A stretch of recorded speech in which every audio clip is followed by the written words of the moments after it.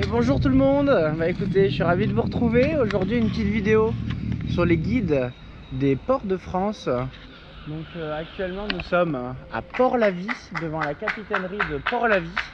Et je vais vous expliquer un petit peu rapidement les fonctions du port et les commodités qu'on peut y trouver. Donc hop, on va commencer direct, je vais mettre la tête. Voilà, merveilleux. Alors voici à peu près le port de Port-la-Vie, sachant que l'entrée se trouve là-bas, au nord-ouest. Hein. Là on fait face au sud.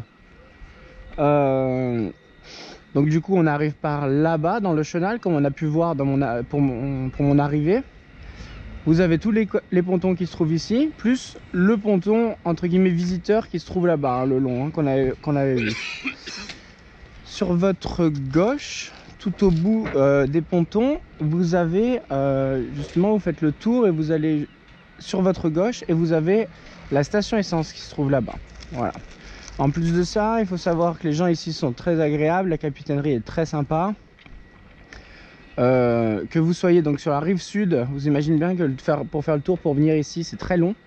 Donc si vous êtes sur la rive sud, ne vous inquiétez pas, parce que d'une, vous avez un service de navette qui permet de vous demander aux Zodiacs qui passent, il y en a beaucoup, qui peut vous permettre de vous traverser gentiment, hein, donc c'est très gentil de leur part.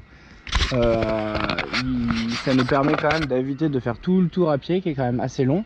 Et sachant que le côté rive sud, derrière la barre de bâtiment que vous voyez là, il y a la grande plage aussi, hein, donc ça veut dire que vous avez accès au moins à la grande plage, à l'eau. Des sanitaires se trouvent là-bas et des douches, hein, donc pour tout ce qui est ponton visiteur et tout ce qui est rive sud. Et derrière la capitainerie, vous avez donc accès aux douches, aux toilettes, à la laverie, etc. Donc toutes les commodités y sont. Pour les vélos, je n'en ai pas vu, je n'en ai pas eu vent. Voilà, après que dire, ici à cet endroit là vous avez au niveau des bons plans, pour les bons plans vous avez le bar que vous voyez ici qui s'appelle les Alizés, bar jazz les Alizés. Donc c'est pas un restaurant, c'est un bar, mais il y a des filles qui travaillent là-bas et qui font des repas exceptionnels. Donc ce sont des assiettes qui coûtent pas trop cher, c'est pour 9 €, vous avez une belle assiette bien chargée.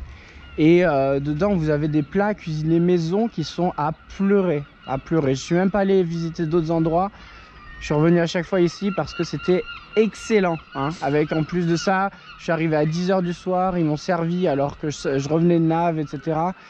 La cuisine était à moitié fermée, ils ont plus ou moins réouvert la cuisine, etc. C'était vraiment adorable.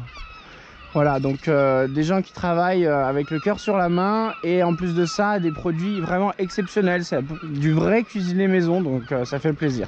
Voilà, en plus de ça, à des prix corrects. Après, pour ce qui est de la capitainerie, on va continuer. Pour ce qui est de la capitainerie, écoutez, donc ils sont ouverts, ils peuvent accueillir des bateaux jusqu'à 21 h et jusqu'à 9 h du soir, et vous avez des navettes pour vous accueillir, pour vous placer, etc. Et ils sont ouverts jusqu'à 10 h, en saison bien sûr.